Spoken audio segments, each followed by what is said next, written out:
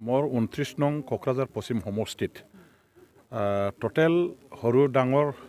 गतैটো লৈ পেলাই 9টা नदी আছে আৰু এই নদীবিলাক আমাৰ একেবাৰে ওখ পাহাৰ হিমালয়ৰ পৰা বৈ অহা মানে নদী হয় যাৰ কাৰণে ইয়াৰ যিবিলাক মানে কাৰেন্ট একেবাৰে বেলেগ নদীবিলাকৰ তুলনাত যথেষ্ট বেছি আছে আৰু এই प्रबल कारेन्ट থকা নদীবিলাকৰ যেটো মানে কহনিয়া বাৰিষা বতৰত আপোনাসকলে জানে যে যিখিনি নদী আছে এই নদীবিলাকৰ কহনিয়া হোৱাৰ কাৰণে প্ৰবল কহনিয়াৰ ফলত আমাৰ গাঁওবিলাকৰ ধ্বংস হোৱা এই দৃশ্য আপোনালোকে নিশ্চয় দেখা পাইছে মোৰ সমষ্টিত আজি লঙা নদীৰ ওচৰত থকা এক আমাৰ এই নাগৰবিটা গাঁওখনৰ যেটো অৱস্থা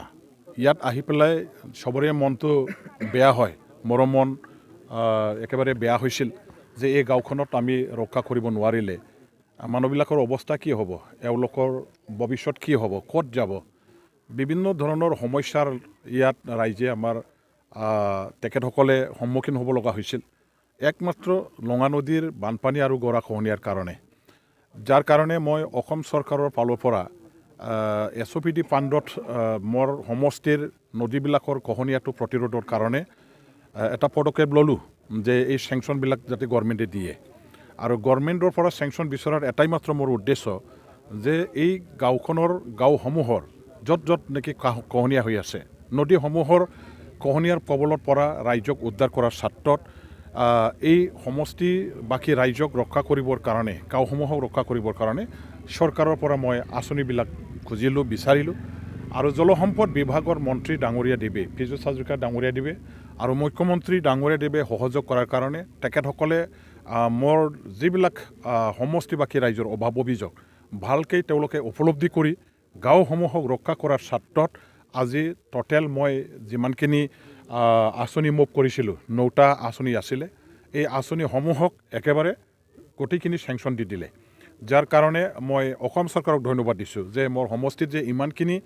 এটা বিত্তীয় বৰ্ষতে স্যাংচনটো গভৰ্ণমেণ্টে দিলে সেইটো স্যাংচনৰ পিছত আজি য'ত নেকি আঁচনিখন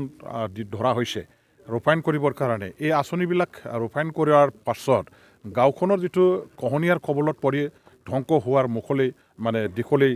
গৈছিলে সেইবিলাক ৰক্ষা নিশ্চয় পাব আৰু গাঁওখনৰ ৰক্ষা কৰিবৰ কাৰণে আমি সফল হ'ম গতিকে আজি নাৱৰবিটা গাঁওখনতো SOPD ফাণ্ডৰ পৰা সেইটো অসম চৰকাৰৰ আঁচনি হয়